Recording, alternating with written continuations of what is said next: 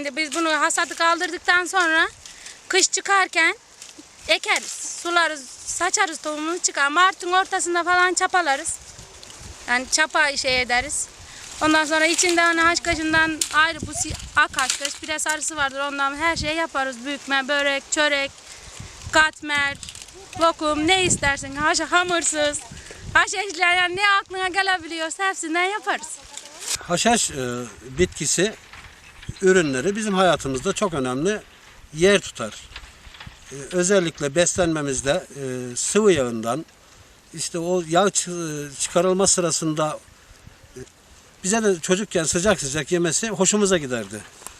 Bunun dışında her evde çeşitli gıda olmadığı için çocuklarına haşhaşın ezmesini varsa pekmezle karıştırıp yedirilirdi. Yıl dönümü veya evlenme veya ölüm eskilere sorulduğu zaman haşhaş çapasında doğdun veya işte bizim düğünümüz haşhaş afyon alma zamanında oldu gibi buradan yıl olarak bir şey kestirilemese de en azından yıl dönüm olarak bize bir garantili bilgi verirdi. Türkiye haşhaş eken ülkelerden biridir. Haşhaş Türkiye'nin çok eski mahsullerinden biridir.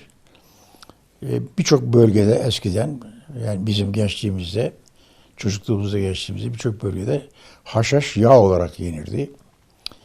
Ve çok önemli bir metadır. Vatandaş haşhaşını getiriyor, bize yağ çıkarttırıyor. Yağını temin ediyor. Evdeki hayvanların yemini temin ediyor. Haşhaştan yavrum sürteriz bunu. Bir somun ederken büdesini yaparız, lokumunu yaparız, katmerini yaparız. Bu yağlar falan yağ mı ya? Haşhaş yağı Gözünü sevdiğim, kokardı hiç hastalık gelmez. Mercimekli pilava döktüm, türüm türüm tutardı böyle ya. Evvelki haşhaş yağları nerede? Türkiye'de afyon yetiştirilir ama kullanılmaz. Ama bunun tanesi kullanılır, yağ kullanılır. Halkın gıda maddeleri arasındadır, günlük gıda maddeleri arasındadır. Afyon'un ekonomisine şöyle katkısı olduğu şeyindeyim. Mesela sapı ve kabuğu son derece güzel yanar kuruduğu zaman. Fırın fışkısıdır. Yani fırın yakacağıdır. Fırın onu yakar. Haşhaşını katık olarak kullanır. Yağını, bütün yağını oradan çıkarır. Daha küçük çocukları haşhaş tarlasına götürmek zorunda olan kadınlar, işçiler çocuğun rahat uyuması için beşiğinin üzerine haşhaş yapraklarından bir miktarını örtüsünün üzerine bırakırlardı. O çocuk o haşhaş yaprağının tesiriyle rahat bir uyku çekerdi. Haşhaşın sapları en iyi ipek kağıt yapmak için kullanılan selülozdur. En iyi. Yani papyrus dediğimiz Mısır'daki papyrus'ten daha sağlam. Kozalak dediğimiz kellelerinden yine ilaç sarayında kullanılan alkaloid maddeler damıtılmak suretiyle çıkarılır. Haşhaşın sakızından, yani afyon sakız dediğimizden alkaloid türevleri üretiliyor. 25'in üzerinde ham madde, ilaç ham maddesi üretiliyor. Yani haşhaşın her şeyi para eden, tohumu en güzel yağı, kolesterol yapmayan yağı veren bir tohumdur. Boyacılıkta kullanılır. Bilhassa denizcilik, yani bahriyeliler, harp gemilerinin deniz altındaki boyamalarında bizim haşhaş yağının çok çok faydalı olduğunu ve uzun süre dışarıya da ihraç edildi haşhaş yağı. Halkımızın, Afyon ve civarı halkının en büyük yağ ihtiyacını haşhaş tohumu, haşhaş yağı giderir. Haşhaş yağının çıkarılırken tohumdan elde edilen küspe, haşhaş küspesi, mandaların en iyi yemidir. Yani afyon kaymağının lezzetli olması haşhaşın küspesinin mandaya yedirilmesindendir. Haşhaş yağının bu tortusunu, küspesini yediği zaman kaymak böyle kalın olur. Süt verimli olur. Süt lezzetli olur. Ondan hayvan hastalık varırsa bu küspeyi yediği zaman hayvanın hastalığı gider. Hayvan düzelir. Ağırın kapısını açtığı zaman hayvanın yanına gelirken gece lambası gibi hayvanın gözleri yanar böyle bunu yediği zaman.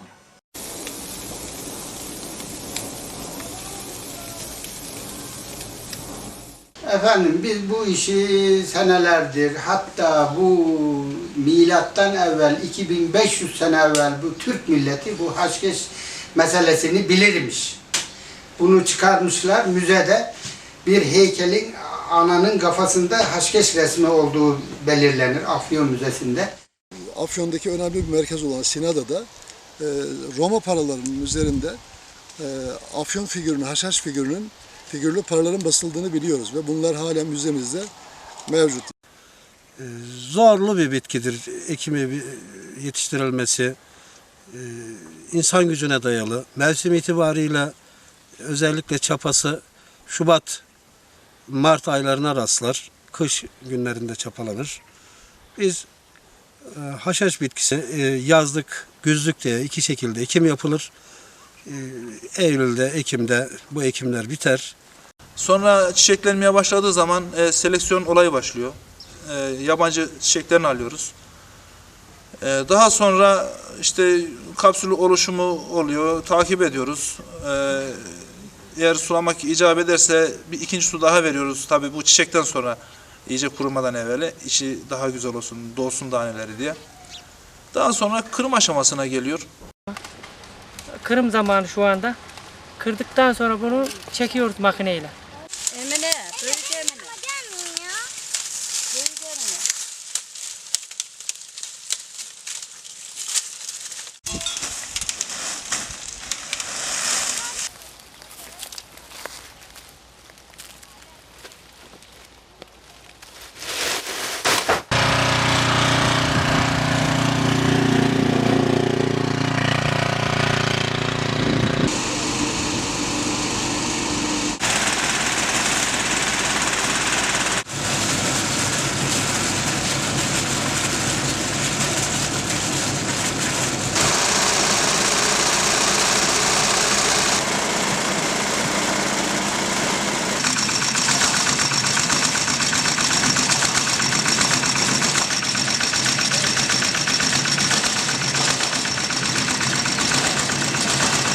Bu haşhaşı sarı haşhaş. Biz bunu sürtüp yiyoruz. Yağını yiyoruz. Satıyoruz. Bir de şu da beyaz haşhaş. Çektiğimiz. O da satılıyor dış devlete.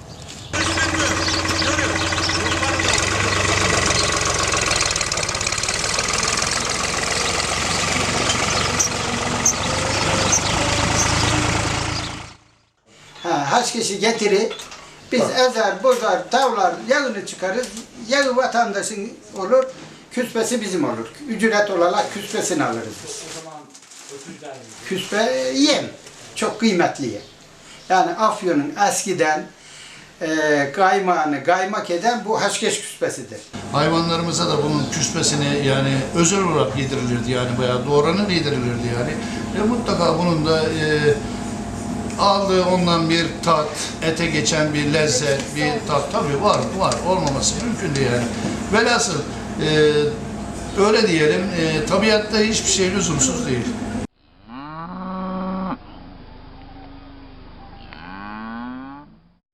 I must say that when they first started, I thought the answer was more penalties. I thought that the answer was simply enforce the law and that will stop people from the use of drugs. Tabii bu noktada da gözler Türkiye'ye çevriliyor.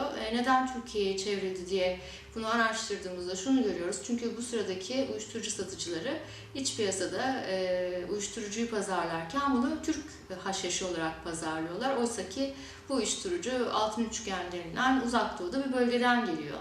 Fakat kamuoyuna bir anlamda şirin gözükmek isteyen Nixon aslında bir günah keçisi arıyor ve belki de Türkiye'yi buluyor.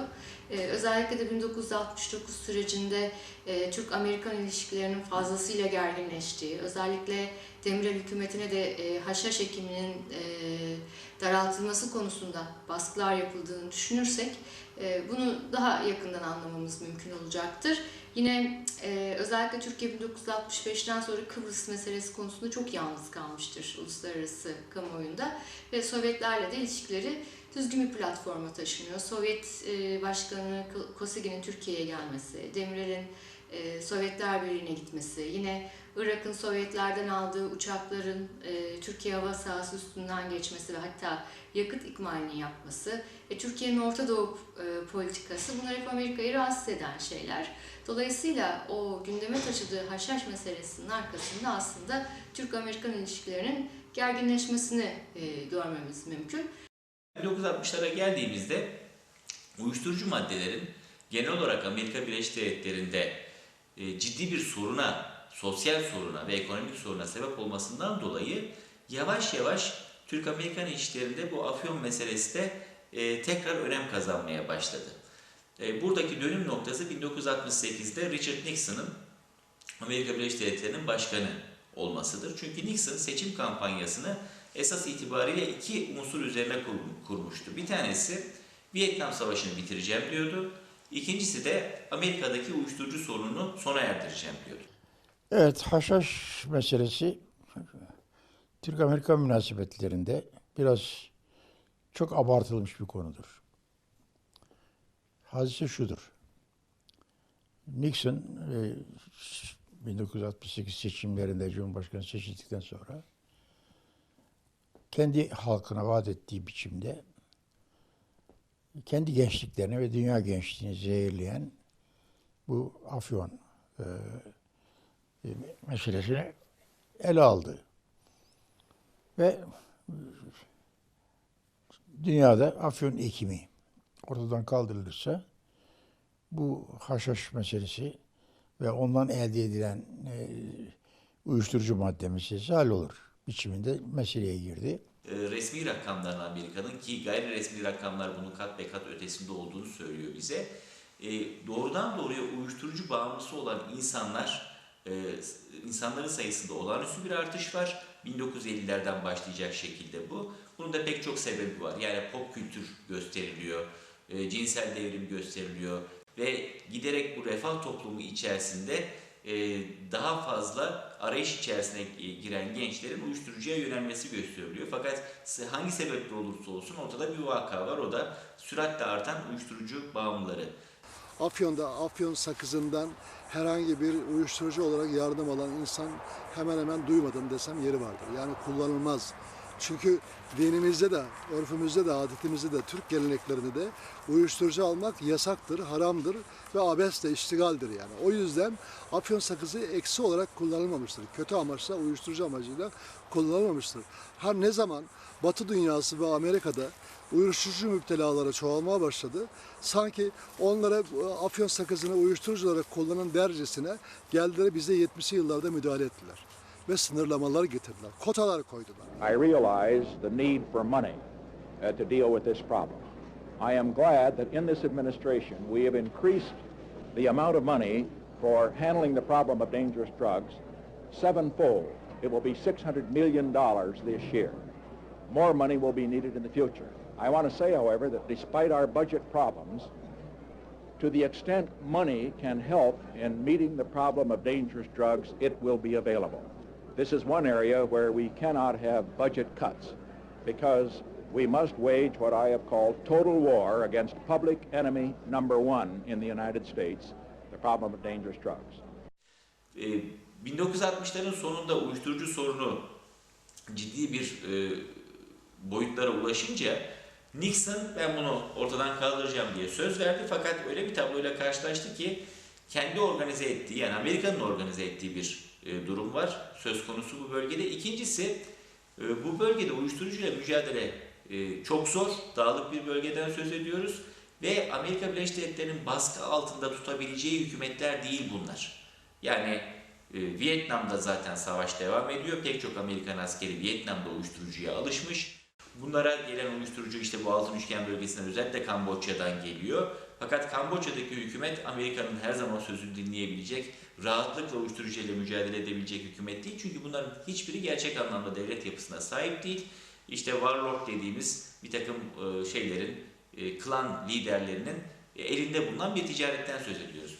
Şimdi Amerika kendi eliyle kaçakçılık yapıyor idi Afganistan'dan, İran'dan. Kendi ayıplarını kapatmak için Türkiye'ye baskı yaptılar. Bilhassa İkinci Dünya Savaşı sonrasında Avrupa, Amerika zenginledikçe zenginlik hastalığı olan gençlere uyuşturucu bulaştı. Bizden de rica etti haşhaş ekimini kaldırmamızı. Biz kendisine söyledik kendi şeylerine. Dedik ki Türkiye haşhaş ekimini kaldıramaz. Sadece biz sizin gençliğinizi ve dünya gençliğini zehirliyormuşuz gibi bir şeyi kesinlikle kabul etmeyiz. Çünkü Türkiye'nin o zaman yetiştirdiği afyonun miktarı dünyaya bir hafta dahi yetmez. Onun için ama biz haşhaş dolayısıyla Türkiye dünya gençliğini zehirleyen ülkeler arasında bulunuyor ithamını da kabul etmeyiz. Onun için daraltırız ekim sahalarını ve kontrolleri sıklaştırırız. Yani şikayet kaçaktan mı? Kaçağı önleyici tedbirler alırız. 1969'da Sayın Çağlayan ile beraber Aziz Noyer'in cenaze merasimine gittik. Ben Türkiye'yi temsilen. Nixon bizi White House'ta kabul etti. Bu söylediğim şeyleri size aynen ona söyledim. Daha sonra aradan bir zaman geçti. Bir adamını gönderdi Türkiye'ye. O adam da geldi. Bu odada konuştuk onunla. Bu odada bir gece yarısı. Aynı şeyleri yine söyledim. Dedim ki bakın sahaları daraltalım. Aşağı yukarı 41 yerde falan ekiliyor haşhaş. Zaten biz onu Türkiye olarak daraltmışız. 14'e falan indirmişiz. Daha da daraltalım ama ismi Afyon olan bir vilayet var Türkiye'de. Yani biz burada haşhaşı yasaklayamayız. Amerika Büyükelçisi bana geldi. Dedi ki efendim haşhaş ekimini acaba bu sene ortadan kaldıramaz mısınız? Nasıl kaldıracağız? Ya ekilmiş tarlaları sürelim. Neyle süreceğiz? Buldozerle. Kim çıkacak buldozerin üstüne dedim. Dedi ki onlar olmaz Sayın Büyükelçi, Türkiye burası. Burada bazı şeyler halkın çok üstüne varılmaz. Olmaz, biz size anlattık bunu. Biz yapabileceğimizi söyledik. İşte 68'den itibaren Amerika'ya giren uyuşturucunun %80'i Türkiye'den geliyor ifadesinin ortaya çıkmasının en önemli sebebi bu. Çünkü o tarafla mücadele edemeyecekleri için ve bir vaatte bulunduğu için 1972'nin de seçim yılı olduğunu düşünerek, şimdi seçim yaklaştığında 72'de ona en büyük eleştiri şu olacak: eğer uyuşturucu sorununu çözemezse sen bunu taahhüt ederek gelmiştin fakat yürütemiyorsun. Yapamadın, biz sana niye bir daha oy verelim? İşte ikinci olmazsa uyuşturucu sorunuyla mücadele ettiğini gösterebilmek adına asıl uyuşturucu kaynağının Türkiye olduğu ifadesini Amerikalılar 68'den itibaren kullanmaya başladılar. Neden Türkiye öne çıkartılıyor? Bunun en önemli sebebi Türkiye bir NATO ülkesi. Türkiye ekonomik açıdan Amerika Birleşik Devletleri'ne bağımlı. Dolayısıyla Türkiye daha kolay ikna edilebilir bir ülke pozisyonunda. Amerika Türkiye'den haşhaşı ve afyonu bir an önce yasaklamasını istiyordu ama öyle hesapladıkları gibi bir tutumla karşılaşmadılar. Türk hükümeti Amerika'dan gelen bu taleplere olur demedi. The joint announcement that is being made at this time in Washington and Ankara represents by far the most significant breakthrough that has been achieved in stopping the source of supply of heroin and in our worldwide offensive against dangerous drugs. 60% of all of opium poppy, which is of course the raw material from which heroin is made, is grown in Turkey. O dönemki iç siyaset denklemi içerisinde bunu gerçekleşmesine imkan yoktu. İktidarda bulunan Adalet Partisi, Süleyman Demirel hükümeti ve oy tabanı itibariyle de daha çok işte Ege'deki, İç Anadolu'daki köylüye dayanıyor. Büyük şehirlerde çok fazla kuvvetli değil ama orta sınıfa ve biraz daha köylü kesimine dayanan bir partiden söz ediyoruz. Şimdi kalkıp da bu partinin haşhaşı yasaklaması, nereden bakarsanız bakın, en azından Afyon, Konya, Eskişehir, Denizli, Burdur, Isparta gibi önemli bir oy deposu olarak görülebilecek bir çevrede ciddi bir oy kaybına sebep olabilir. Ne yapıyor baskılar karşısında? Çünkü Amerikalılar ciddi, bir an önce bu 72 seçimlerine kadar, Amerika'daki seçimlere kadar Türkiye'nin bir adım atmasını bekliyorlar. Oyalama taktiğinin yanı sıra 1970'te haşhaş ekim alanını sınırlandırma kararı alıyor. Yani Türkiye'nin her tarafında artık geleneksel olarak ekilebilen yerlerde bile haşhaş ekilemeyecek ama sınırlandırma kararı alıyor. Jandarma bu anlamda güçlendiriliyor, polis teşkilatı güçlendiriliyor ve Amerikalılara deniliyor ki bakın biz hem haşhaş ekim alanını kısıtladık hem de bunlarla mücadeleyi sürdürüyoruz. Dolayısıyla hem de artırarak sürdürüyoruz. Dolayısıyla bununla idare edin.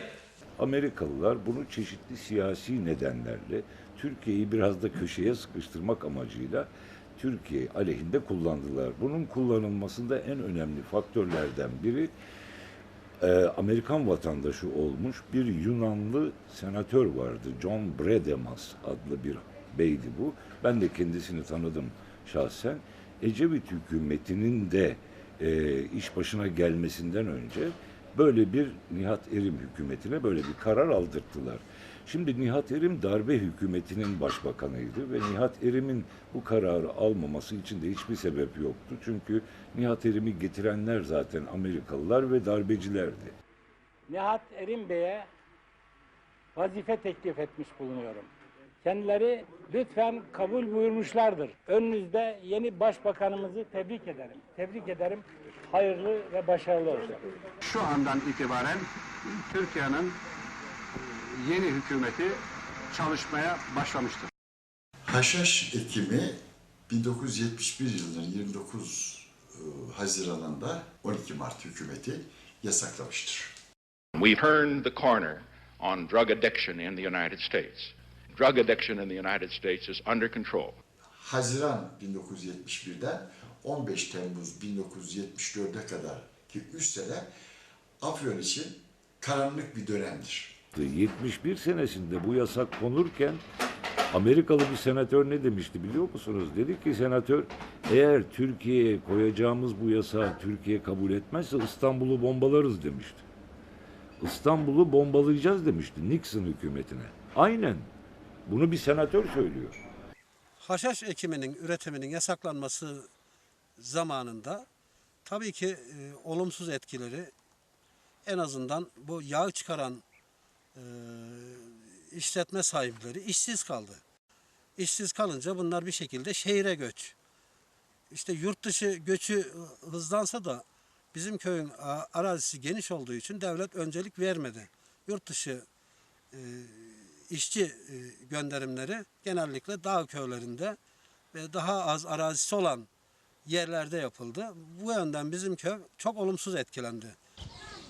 Afyon ekmek bize yasağıdır. Türkiye olaraktan yasakladı Amerika.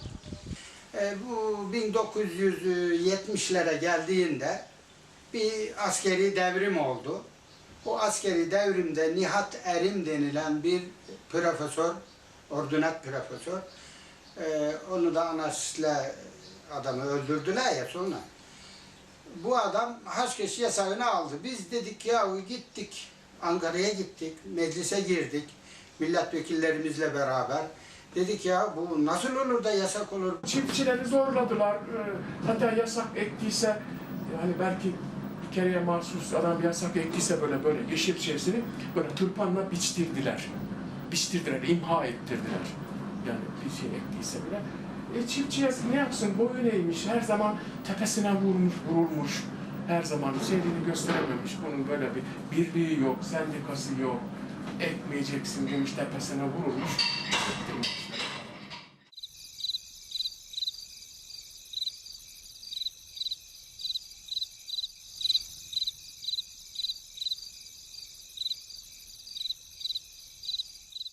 Haşhaş ekiminin yasaklanmasından sonra haşhaşın yerine ikame edilecek bitki işinde başarılı olmadı Türkiye Cumhuriyeti Tarım Bakanlığı.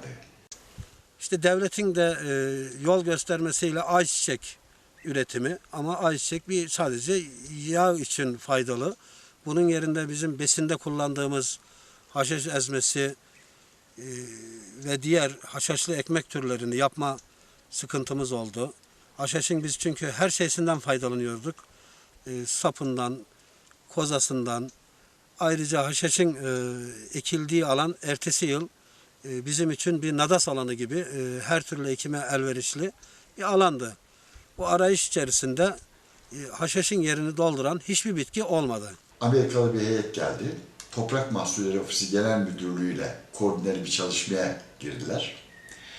haşhaş ekiminin yerine ne ekilebilir? Ayçiçeği dediler. Olmadı. O verimi veremez dediler. Hesaplar yapıldı.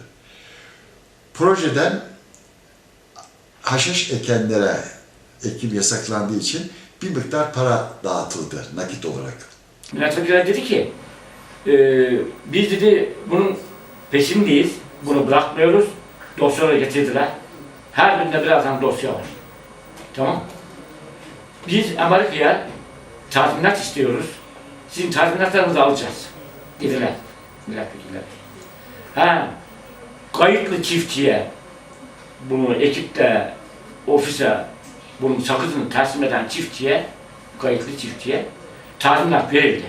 O son yasak olduğu seneki O işte sakız teslim eden, ekmeyin diyenlere veriyordu para. sakız teslim edenlere para ödüyordu Amerikan. 73 seçimlere 8 parti giriyor ama bunu kazanan olmayan seçimler olarak tanımlıyoruz biz Türk siyasi hayatında. Çünkü hiçbir parti iktidar olacak oyu alamıyor, fazlalığı alamıyor ve bir koalisyonlar dönemi başlamıştır 1973'ten sonra ama birinci parti o zaman artık Türk siyasi hayatında da çok ciddi bir isim, çok ciddi bir renk olan Bülent Ecevit'tir. Milli Selamet Partisi ile koalisyon yapmıştır.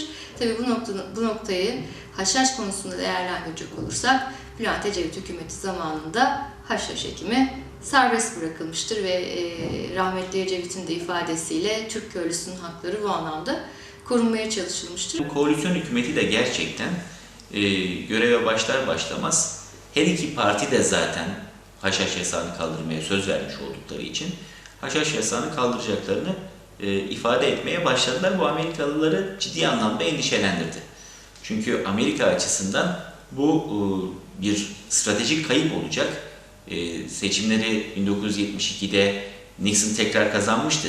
Fakat şimdi seçimleri kazandıktan hemen sonra Türkiye'nin haşhaş yasağını kaldırması bu yeni hükümetle beraber Amerika için Nixon için bir kayıp olarak yorumlanabilecek ve bu kayıp bir süre sonra Amerikan Cumhuriyetçi Partisi'nin siyasi alanda zarar hanesine yazılabilecek. Biz Afyon'da ve Denizli'de haşhaş ekimi yasağını kaldıran bir kararı yürürlüğe koymuştuk.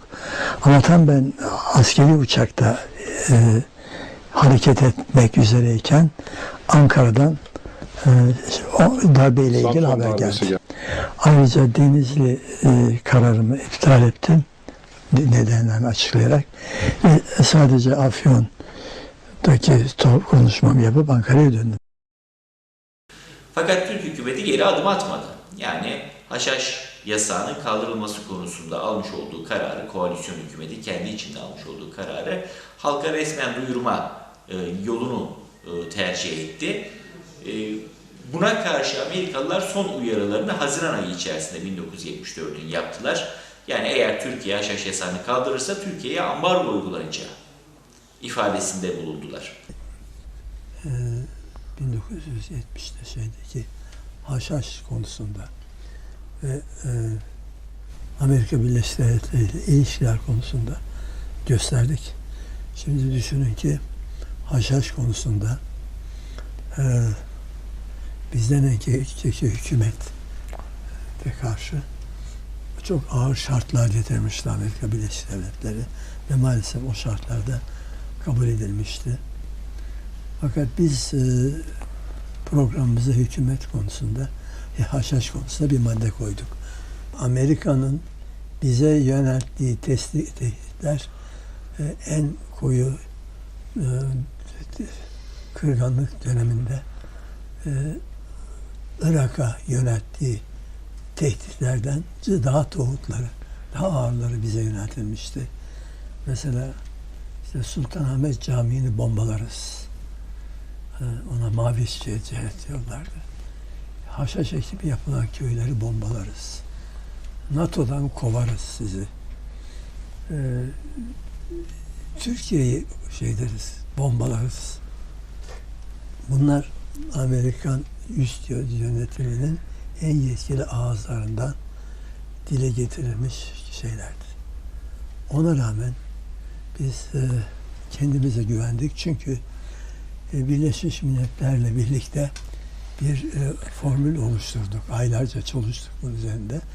Öyle bir formül ki haşhaş konusundan halka, gençlere hiçbir sorun gelmesin. Birleşmiş Milletler bunu o kadar olumlu buldu ki bütün ilgili devletlere tavsiye etti. Siz de Türkiye gibi davranın diye. Onun üzerine artık Amerika'nın bana söyleyecek sözü kalmadı. Ondan sonra Kıbrıs aynı şeye geldi ve benim kanaatim size söylediğiniz gibi Rum darbesi, askerlerin darbesi bunun haşhaşla ilgilidir. Haşhaş ekimiz vesilesiyle bize büyük askeri ve ekonomik yardımlar yapacaklardı. Bunların hiçbirini yapmamışlardı. Amerika'nın yozlaşmış gençliğini, Amerika kendisi kapitalist sistem yozlaştırıyor. Emperyalist sistem. O gençleri hippie yapıyor, beatnik yapıyor, bilmem ne yapıyor. 5 milyon genç, hepsi sokaklara döküldüler, bütün dünyaya gezdiler. Fakat 5 milyon genç için gereken iş istihdamı böylece ortadan kalktı Amerika'da. Dolayısıyla dediler gidin Nepal'e gidin, Tibet'e gidin. İşte Budizmi öğrenin, Budizmle mutlu yaşarsınız. Make love not war. Savaş etmeyin, sevişin, gidin Nepal'de ölün. Yani Nepal'de ölmek tatlı ölümdür diye hatta sloganlar vardı. Ama bu arada Amerika ne yapıyordu kapitalizm? Bunalmıştı. Yeni gençler geliyor. Genç insanlara iş lazım. İş imkanları lazım. 5 milyon gencini, kendi gencini dünyaya yolladı. Dünyaya yolladıktan sonra da onların hepsi telef oldular. Böylece Amerika'nın kendi içindeki iş istihdam mecburiyetinin bir kısmı en azından ortadan kalktı. Necmettin Erbakan'ı da rahmetli, Ecevit'i de kutlamak gerekiyor. İkisi bir oldular. Türkiye'de haşhaş yasağını kaldırdılar. Bu Türkiye'nin egemenlik ve bağımsızlığıyla ilgili de bir olaydı. Ve emperyalizme karşı da çok önemli bir zaferdi. Tabii yeterince dikkat çekmedi ama çok önemli bir zaferdi. Haşhaş yasağının kaldırılmasından sonradır ki Türkiye kendine olan güvenini kazandı ve Kıbrıs'a çıkartma yaptı. Bakın hiç dikkat edilmemiş olan bir husustur bu. Amerika'ya meydan okuyup Türkiye bunu kaldırdı ve Kıbrıs'a çıkartma yaptı. Şimdi dolayısıyladır ki haşhaş meselesi çok önemli bir konuydu ve Türkiye buradan o dönemde yüzünün akıyla çıktı. Kendine olan güveni arttı. Kendine olan güveni artınca da Kıbrıs'taki soydaşlarımızın haklarını korumak için Erbakan ve Sayın Ecevit birlikte Kıbrıs'a çıkartma yapabildiler. Bu Afyon'a geldi. Afyon'la konuşmasında Afyon yasağını kaldıracaksın evvel Allah izniyle dedi. Amerika'ya dedi. Ekeceğiz Afyon'u dedi. Onun için hiç müteessir olmayın dedi. Afyon'da konuşmasında bunu söyledi Bülent Ecevit. O arada bir telgraf geldi Ankara'dan. Konuşmasını yarı bıraktı. Beni dedi Afyon'dan Ankara'dan çağırıyorlar. Ben acele gitmem icap ediyor dedi. Ben gidiyorum. Siz kalın sağlıcakla dedi. Ben Ankara'ya gideceğim. Mühim işim var dedi. Mühim işim var dediği de Kıbrıs harekatını çıkardı. Ertesi gün buradan gitti Ankara'ya. Ankara'da ertesi gün Kıbrıs'a vurdular yani. İnsanlığa ve barışa büyük bir hizmette bulunmuş olacağınıza inanıyoruz. Öyle umarım ki kuvvetlerimize ateş açılmaz ve kanlı bir çatışmaya yol açılmaz. Biz aslında savaş için değil, barış için ve yalnız Türklere değil, Rumlara da barış getirmek için adaya gidiyoruz. Fakat hemen ertesi gün Amerikan Kongresi Türkiye'ye ambargo kararı aldı. Şimdi bu çok önemli bir unsurdur ve çok önemli bir bilgidir. Çünkü genellikle Türkiye'de Amerika'nın silah ambargosunu Kıbrıs Barış Harekatı'ndan sonra Türkiye'ye uyguladığı ifade edilir ki doğrudur. Evet, Barış Harekatı'ndan sonra alınmış olan bir karardır. Fakat aslında silah ambargo kararı daha Barış Harekatı olmadan önce alınmış bir karardır ve Kıbrıs'la hiçbir ilgisi yoktur. Doğrudan doğruya Türkiye'nin haşhaş yasağını kaldırmasıyla ilgisi vardır. Çünkü bu ambargo kararına baktığınızda diyor ki Türkiye'nin haşhaş yasağını tekrar uygulamaması durumunda Amerika Birleşik Devletleri'nin Türkiye'ye silah satışı durdurulmuştur. Ekonomik yardımları askıya alınmıştır. Parası ödenmiş olsa dahi bir takım işte gemiler, uçaklar vesaire almasına müsaade edilmeyecektir şeklinde bir kongrenin almış olduğu karar var. Tabii bunun yürürlüğe girebilmesi için Amerikan Başkanı tarafından onaylanması gerekiyor. Fakat böyle bir onay süreci henüz gerçekleşmiş değil. Hemen arkasından işte 20 Temmuz 1974'te Türkiye Kıbrıs'a müdahale ediyor. Kıbrıs Barış Harekatı gerçekleşiyor. Arkasından Ağustos'ta 2. Barış Harekatı gerçekleşiyor. Daha evvel alınmış olan, Afyon'la ilgili olarak alınmış olan Türkiye karşıtı kararlar da dayanak oluşturmak suretiyle Amerikan Kongresi yeni bir ambargo kararı alıyor. Dolayısıyla bazen şunu düşünebiliriz, beyin jimnastiği yapabiliriz. Zaten haşhaştan dolayı Türk-Amerikan ilişkilerinde oluşmuş olan gergin hava olmasaydı, acaba Kıbrıs harekatından sonra bu kadar kolaylıkla Amerikan Kongresi bir ambargo kararı alabilecek miydi? Benim buna vereceğim cevap tek kelimeyle hayır. 1974 senesinde Halk Partisi ile Selamet Partisi, Erbakan, Ecevit'in ikisi bu haşhaşı ektirdiler. Oradan bu yana 7 vilayette ekim beğendilerdi. 8'e çıkardılar. Herhalde şimdi 12-13 vilayette ekiliyor.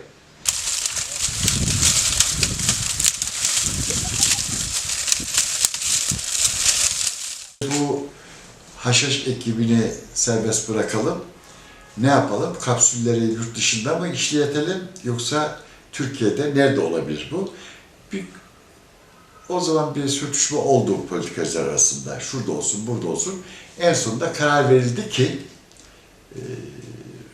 rahmetli Necmettin Erbakan, Başbakan Yardımcısı olarak Bolvedilere söz verdi. Çünkü Adalet Partili olan Bolvedil Belediye Başkanı Ethem Kelikçi Milli Selamet Partisi'ne geçti. O transfer sayesinde de alkol fabrikası Bolvedil'de yapıldı. Daha evveli serbestti. Herkes ekebildiği kadar ekiyordu bunu, tamam mı? Bu ovanın her tarafına dağ bayır ekiyor. Yağmur çok oluyordu evveli. Çok ekiliyordu. Çiziliyordu bu o zaman. Bugün çiziyorduk, o gün günlüyordu bu.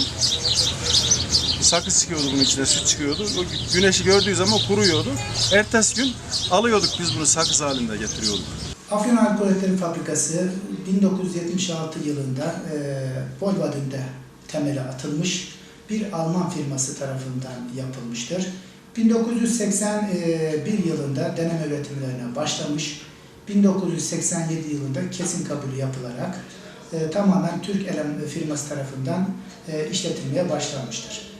Ve yılda işte 20.000 ton kapsül işleyerek 80 ile 100 ton morfin üretme kapasitesine sahiptir. Afyon Alkoletleri Fabrikası'nda 2 bölüm bulunmaktadır. Bir tanesi morfin ekstraksiyon birimi, diğer bölümde morfinden türevlerin üretildiği derive fabrikasıdır. Ülkemizde haşhaş üretimi 3298 sayılı kanun ve uygulanmasına ilişkin yönetmelik ile her yıl yayınlanan Bakanlar Kurulu çerçevesinde belirlenen illerde yapılmaktadır.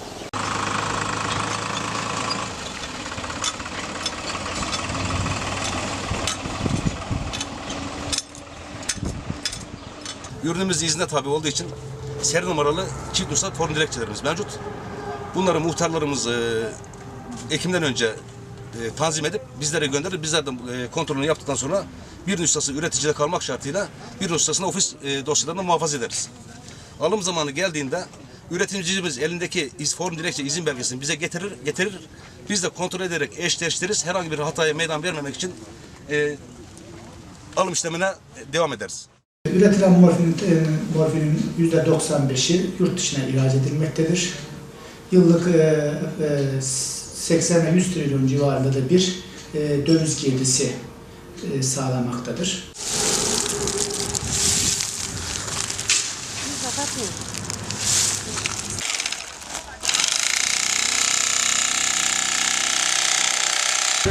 Bizim evimiz boşuna çektik.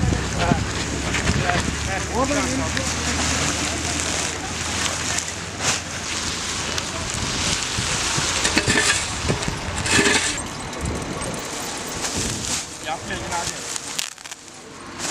Günümüzde artık çok organize suç dediğimiz bir suç tarifi var.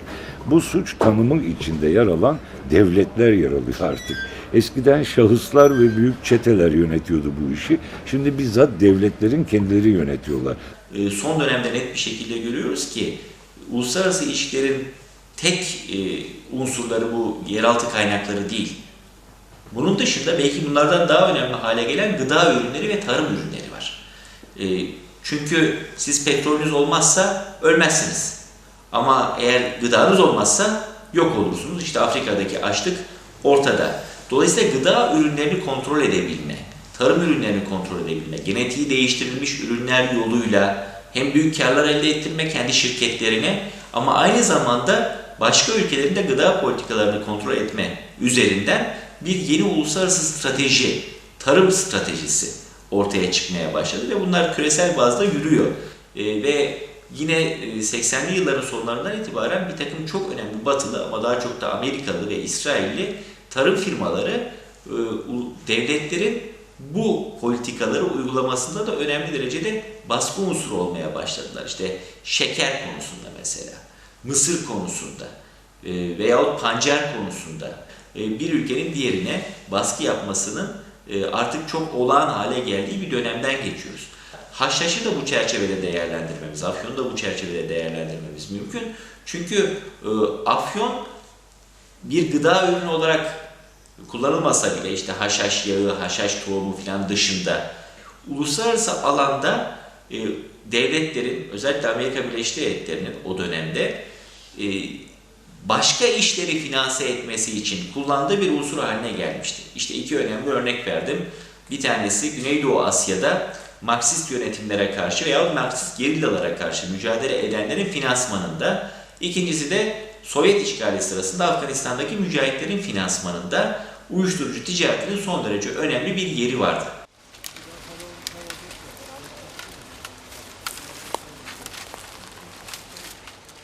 Fazla bir kazancımız yok yani para kazanamıyoruz, karımız yok. 50 dakika ekecektim, 30 dakika ekmek zorunda kaldım yani. Ektirmiyorlar.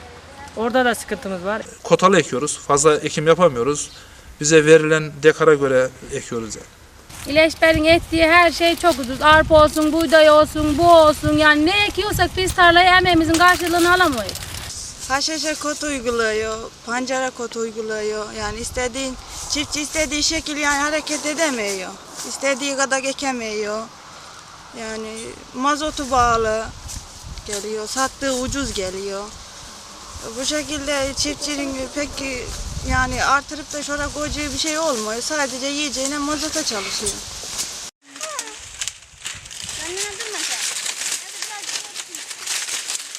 Zaten bıktırdıkları için de devletimizde imkanlı ölçüsünde desteklemeye çalışıyor ama bir dereceye kadar. Yani dış ülkelerin ambargosu olduğu için yeterince bir nema elde edilemiyor. Yani ticaretten bir kazanç sağlanamadığı için haşhaş bitkisinin ekimini kotaya gerek kalmadan zaten yavaş yavaş terk ediliyor.